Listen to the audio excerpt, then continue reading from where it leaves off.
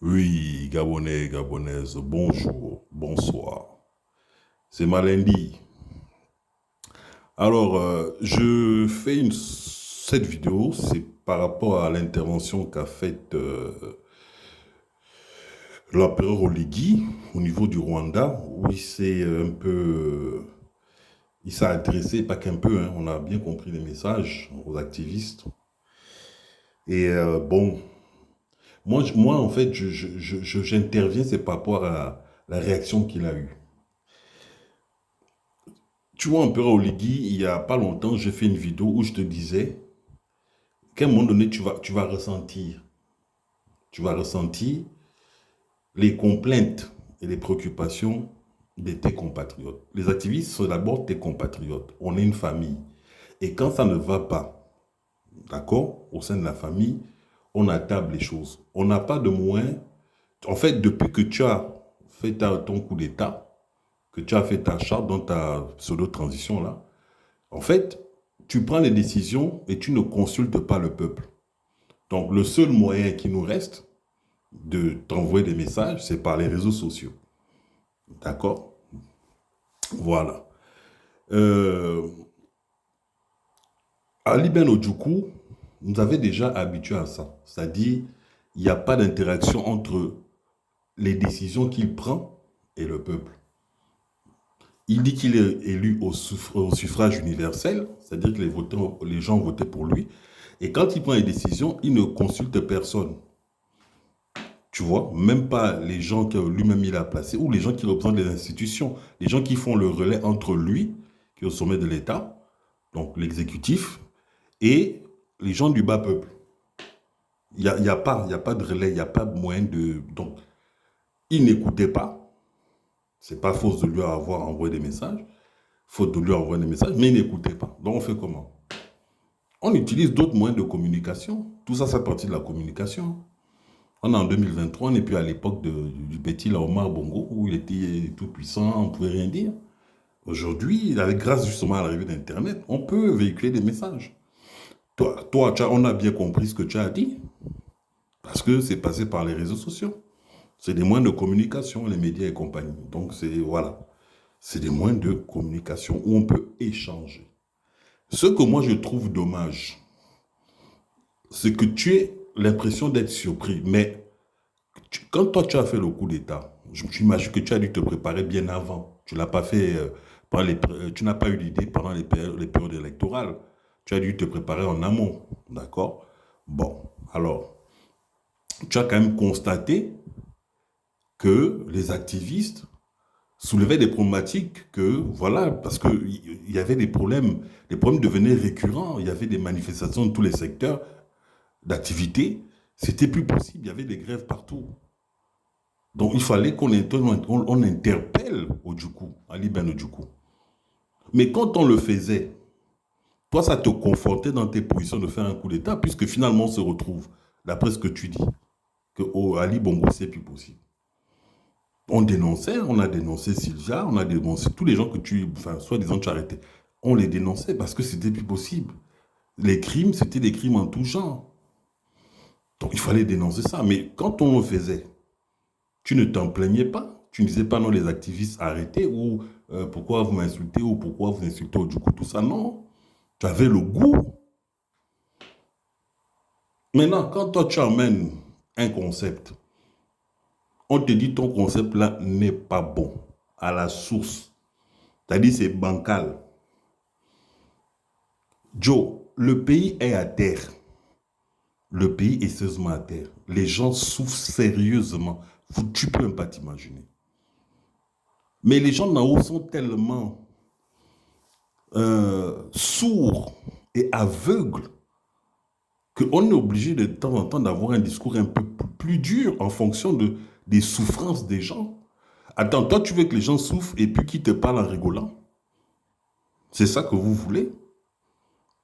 En tout cas, Ali Bongo nous a montré qu'il avait du mépris pour le peuple. Et pas que lui et sa famille. Exemple, quand on se plaignait, qu'est-ce que Pascaline Bongo a dit? Elle a dit les chiens aboient, la caravane passe. Tout ça, c'est sur Internet. Si tu veux, je te ressors la vidéo. Est-ce que tu trouves que c'est normal, quelqu'un qui est conseiller du président de la République peut tenir un discours pareil? Les gens se plaignent, il n'y a pas d'eau à Elbeuf, la capitale, on n'a pas d'eau. On cabine dans l'eau là. Les gens qui distribuent, ils cabinent dans l'eau. On se plaint de tout ça. Et elle, tout ce qu'elle trouve de bon à dire, le chien aboie, la caravane passe. Quand les Français ont sorti les trucs de ces transactions, quelqu'un se lève le matin, elle va prendre pour 300 000 euros de glace à Guindas. Elle perquisitionne un avion, l'avion de l'État, pour qu'on lui emmène son truc, ses glaces. On vient dénoncer ça, parce que les gens souffrent. 300 000 euros de glace, elle pouvait distribuer des glaces au Gabonais. Non, non, non, non, c'est pour elle. Et qu'est-ce qu'elle trouve de bon à nous dire? Le chien en bois, la caravane passe. Mais attends, tu veux qu'on fasse comment? Vous voulez qu'on fasse quoi? Empereur liquide, explique-moi. Moi, tu veux qu'on fasse quoi dans ce genre de situation? Bon, tu vois, c'est de tout ça que moi je fais état. Tu vois, je te l'ai bien dit. Je t'ai dit, il va arriver un moment donné, on va sortir les là, tu seras obligé d'entendre. Parce qu'on commence d'abord avec la flûte. Après, on va prendre la trompette. Et après, on va prendre les là pour se faire entendre. C'est comme ça partout. Tu vois pas ce qui se passe dans le monde.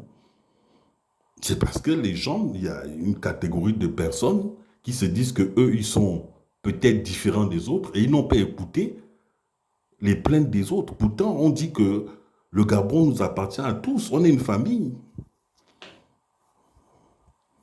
Quand tu conduis un véhicule, tu fais monter les gens te disent non, arrête de rouler vite. Déjà, tu ne sais pas conduire. Après, c'est toi qui tu fais le fou. Et on voit nous, on sait que derrière le virage, là, il y a un ravin. Tu ne veux pas écouter. Tu veux qu'on fasse quoi? En période liquide, quand même. Donc, voilà. Après, le deuxième truc dans ta réaction, je dis, c'est quand même, tu as eu une réaction de militaire. Ce qu'on vous a toujours reproché. Les militaires de chez nous, vous ne savez pas communiquer.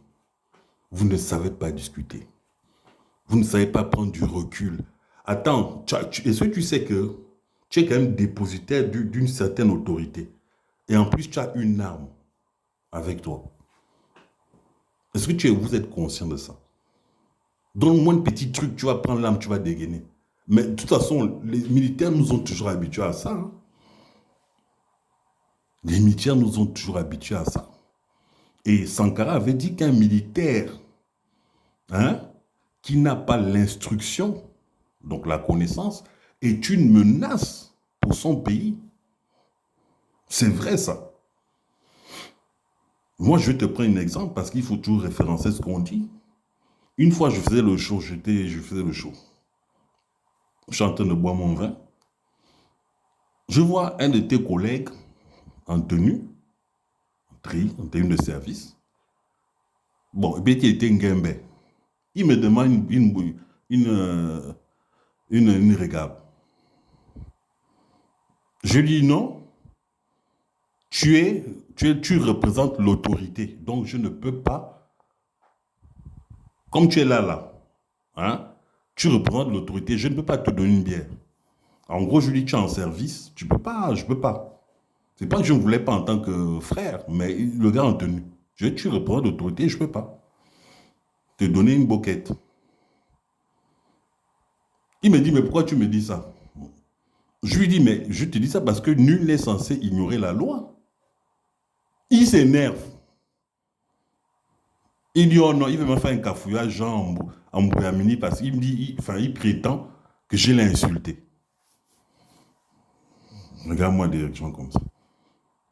Tu as vu des gens comme ça. Dans ce genre de situation, on fait quoi en période liquide? Le gars dit, je l'ai insulté. Je l'ai insulté à quel niveau? Donc,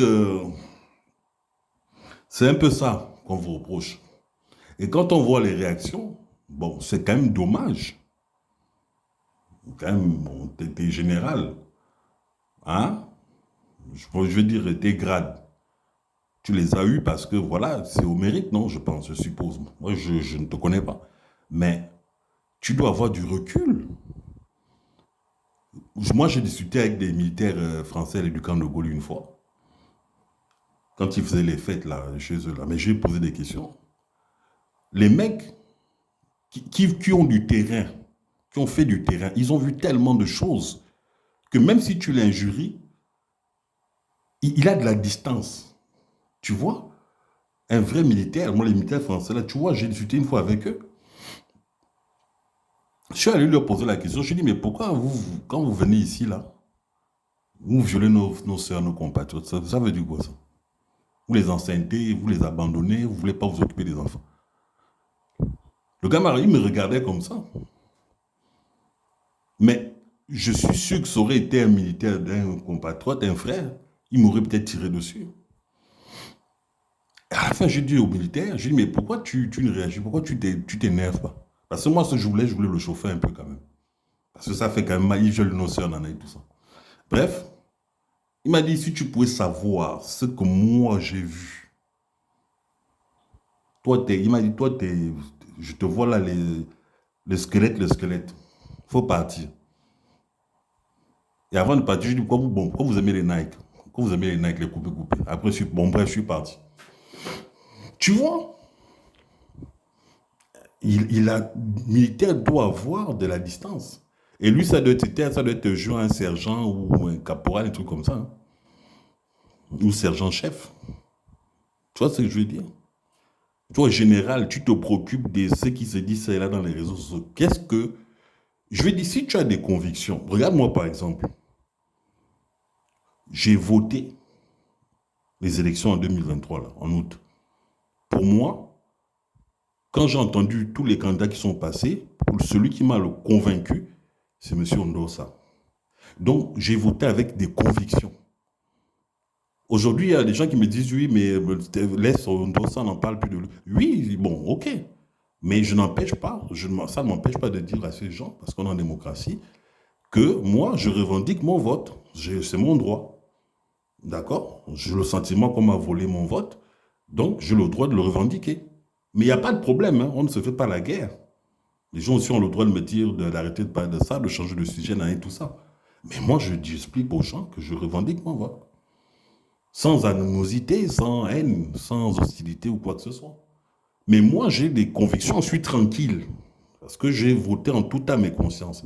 Si toi, ton projet que tu dis transition et compagnie là, si tu es sûr de ton projet, qu'est-ce qui te dérange dans ce que les gens disent, ce qui se dit ça là, qu'est-ce qui te dérange vraiment?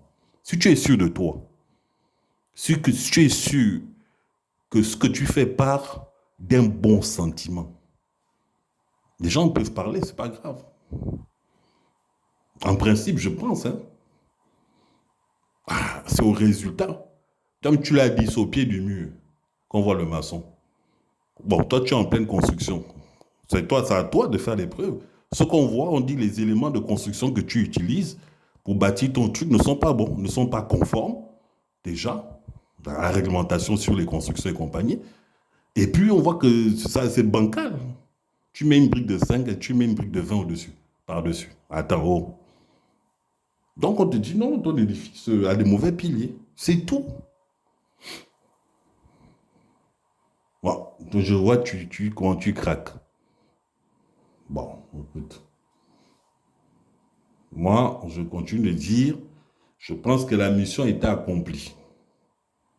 Coup d'État, ou coup de liberté, comme tu dis, coup de truc, révolution de palais, tout ce que vous voulez là. Hein? C'est derrière nous, mais il ne faut pas aller plus loin. Faut pas aller plus loin. Là, c'est comme, regarde, tu as fait une mission en tant que militaire et tu ne veux pas regagner la caserne. Là, c'est comme si tu étais un déserteur. C'est comme si tu étais un déserteur en période. On t'envoie en Afghanistan, tu vas là-bas, la mission est finie. Maintenant, toi, tu restes pour les femmes, les strass, les paillettes, l'or, le pétrole. Non, tu as fini ta mission, regagne le truc. Enfin, bon, bref, je m'en arrêtais là, c'était mon lundi. Petite réflexion par rapport à ta sortie au Rwanda. Donc, il faut laisser les activistes tranquilles. Ce sont les envoyés de Dieu. Voilà, tout ce que je peux te dire, ce sont les envoyés de Dieu. Que Dieu bénisse le Gabon, vive le Gabon libre, Malendi.